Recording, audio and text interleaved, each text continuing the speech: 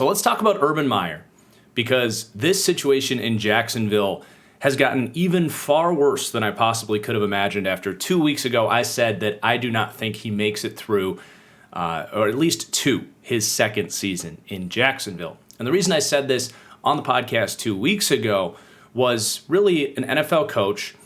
It can be a good NFL head coach in at least one of three ways. The best do it in all three. Number one is set the tone. Be a culture guy. And very clearly, through the first, at that point, and now even further with this most recent situation that we will discuss, through an 0-4 start, this team very clearly has not bought into what Urban Meyer is selling. So not a culture guy. You can be an X's and O's guy, a scheme guy, a guy that makes things easier and makes your players look better. Belichick on the defensive side of the ball, Sean McVay, Kyle Shanahan on offense, very clearly doesn't do those things. We've talked about how many unblocked tackles for loss, be it sacks or in the run game, that they've had in the first 4 weeks. Their blocking schemes stink. Up until the Bengals game, they hadn't done anything to make things easier on Trevor Lawrence. The third way is to really be like a roster building type, a team building type. Identify talent, put them into your scheme, which kind of goes hand in hand with that second point. And he very clearly has not done those things. His offseason was a nightmare, and they traded away C.J. Henderson because he didn't draft him, which was just a horrific trade by all counts of the imagination. So if he's not doing the culture stuff, he's not a schemer, and he sure as hell is not a team builder.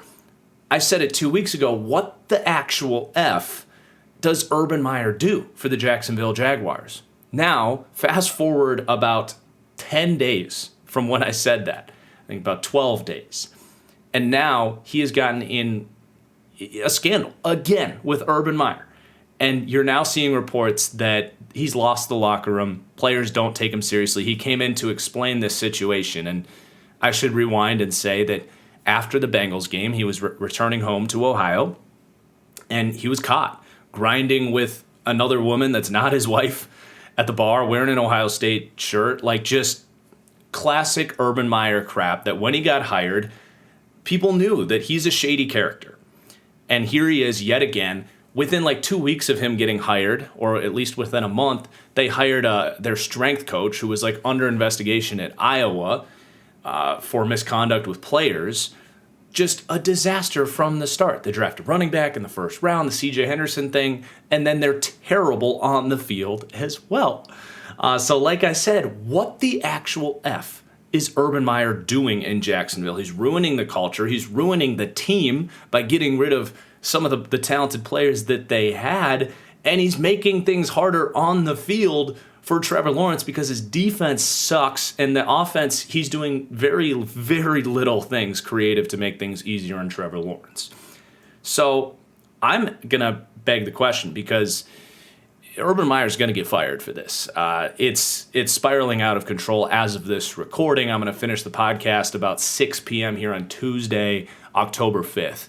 I think he'll probably be fired by the end of the night. If not, this is going to end poorly in Jacksonville. I'm going to beg the question of, is Urban Meyer the worst coaching hire in the history of the NFL already? Now, I'm going to be honest. I'm heading out of town early this week. I didn't have time to go back and look at the 60s and the 70s and the 80s. If you guys know of really bad coaching hires, that's why this is a question. Let me know in the comments below if there was some crazy stuff that happened way back in the day that I'm not aware of. But at least in the modern era, let's say 2000 on, I think it's very clear that Urban Meyer is the worst hire in, I'm just going to say NFL history, because I don't know of anything that was this bad.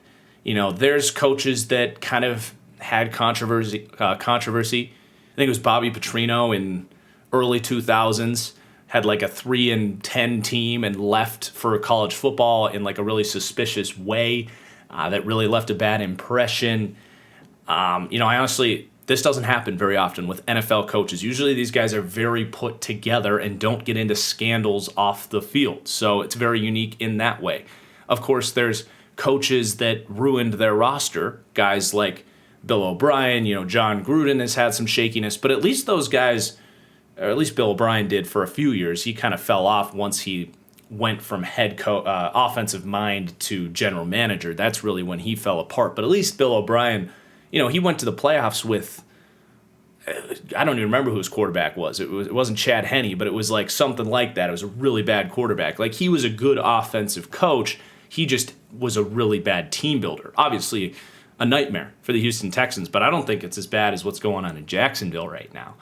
John Gruden is a heck of an offensive mind, even if he drafts a guy like Damon Arnett, who, by the way, oh my God, I almost threw up just thinking about him being a first-round pick a year ago. But at least John Gruden's a great offensive coach. So he's combining those two things, scandal, team building, and then on the field, they're 0-4. They suck. So if you want to stack them up with the Freddie Kitchens of the world, the Adam Gases of the world, he's literally no better than those guys. The Jags have been a complete disappointment in every regard. So I'm going to say yes. Urban Meyer, before he's even been fired at this point, is the worst head coaching hire in the history of the National Football League. And if there's one saving grace for Jags fans here, it's that this is the best case scenario for Trevor Lawrence. Get him out of the building. Get the fraud out, and you get a redo on the coaching hire. And you are so blessed, Jacksonville, that Joe Brady didn't get a job, that Eric Bieniemy didn't get a job, and that Brian Daboll didn't get a job, because there's some very good coaching candidates coming up for this upcoming offseason. And now it's just about don't ruin Trevor Lawrence in these next, what do we got, 13 games left? Because they sure as hell ain't making the playoffs. So don't ruin Trevor Lawrence and hit the reset button next year. Maybe even just send him south a little bit. Go hang out in Cabo for the next 3 months, Trevor Lawrence, and watch film until we get back to next year, because this thing is going to get a little bit worse before it gets better in Jacksonville. But my goodness, I didn't like the Urban Meyer hire. Most people didn't. I don't think anybody could have imagined that it would have been this bad. And barring, some coaching hire that I'm not aware of, 50, 60 years ago, 70 years ago, I do think this has been the worst hiring of a head coach in NFL history. And it was bad at the time.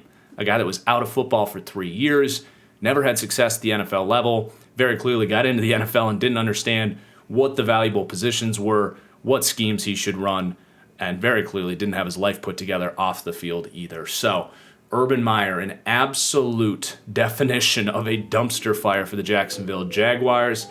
And now we're going to move on with the podcast and talk about my top 5 biggest surprises in the 2021 NFL season so far.